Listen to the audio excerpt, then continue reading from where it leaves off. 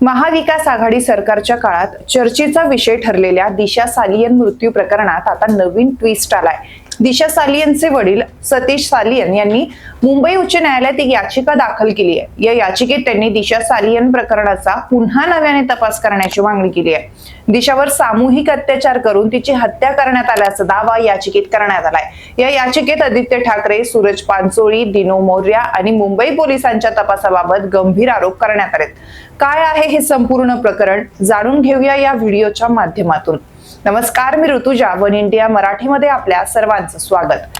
दिशा सालियन हिच्या वडिलांनी या प्रकरणाचा जो नव्याने तपास करण्यात येईल तो तपास प्रामाणिक अधिकाऱ्यांच्या देखरेखीखाली करण्यात यावा अशी मागणी केली आहे। यासाठी समीर वानखेडे यांना तपास अधिकारी म्हणून नेमण्यात यावं अशी मागणी दिशाच्या पालकांनी केली आहे। त्यामुळे आता या प्रकरणात समीर वानखेडे हे आदित्य ठाकरे यांची चौकशी करणार का हे आगामी काळात पाहावं लागेल।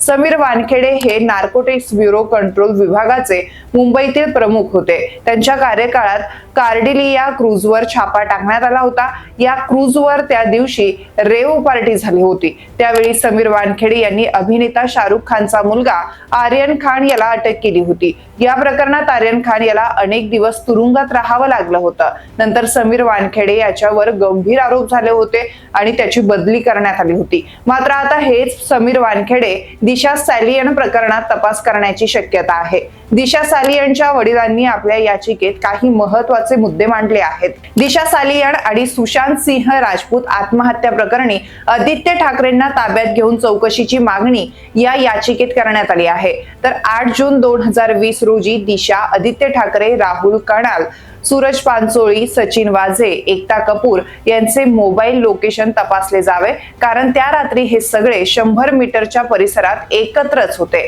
13 आणि 14 जून 2020 रोजी सुशांत सिंह राजपूत, रिया चक्रवर्ती, आदित्य ठाकरे, अरबाज खान, संदीप सिंह, शौविक चक्रवर्ती या सर्वांचंही मोबाईल लोकेशन तपासलं जावं अशी मागणी करण्यात आली आहे। तसेच या दोन्ही दिवसांचं आसपासच्या परिसरातील आदित्य ठाकरेंशी संबंधित संपूर्ण सीसीटीव्ही फुटेज तपासले जावे। सुशांतचा मृत्यू झाला त्या दरम्यान आदित्य ठाकरे आणि रिया चक्रवर्ती यांच्यात 44 वेळा फोनवर काय बोलणं झालं याची चौकशी व्हायला हवी।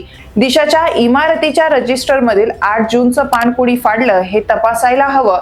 दिशा सालियनवर सामूहिक अत्याचार करून हत्या झाल्याचा आरोप केलेला आहे। दिशा आणि सुशांत सिंह राजपूत यांचा मृत्यू हा घातपात आहे असं या याचिकेत म्हटलं गेलंय। दिशाचा पोस्टमार्टम रिपोर्ट अद्याप बाहेर आला का नाही असा सवाल देखील विचारला गेलाय। भाजप आमदार नितेश राणे आणि पत्रकार अर्णव गोस्वामी यांनी आदित्य ठाकरेंवर केलेल्या आरोपात तथ्य आहे असा याचिकेत उल्लेख करण्यात आलाय।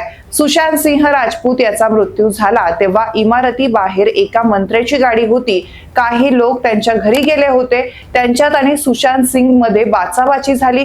त्यानंतर ठराविक व्यक्तीची रुग्णवाहिका आली। सुशांत सिंहच्या घराच्या परिसरातील सीसीटीव्ही फुटेज नष्ट करण्यात आले।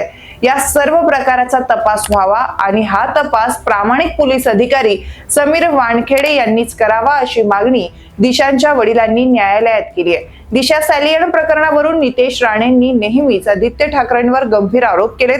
दिशाच्या वडिलांनी पुन्हा हायकोर्टात धाव घेत तपास करण्याची विनंती केल्यानंतर नितेश राणेंनी आदित्य ठाकरेंवर हल्लाबोल केला। दिशा सालियनची हत्या झाली होती आणि तिच्या वडिलांना आज जी नावं घेतली ती पहिल्या दिवसांपासून सांगत होतो, त्यामुळे आदित्य ठाकरेंचा हात आहे असा आरोप भाजपचे मंत्री नितेश राणे यांनी केलाय। तेव्हाच मुख्यमंत्री उद्धव ठाकरे यांनी आदित्य ठाकरेंना वाचवण्यासाठी काय काय केलं होतं हे दिशाच्या वडिलांनी याचिकेतून सांगितलंय।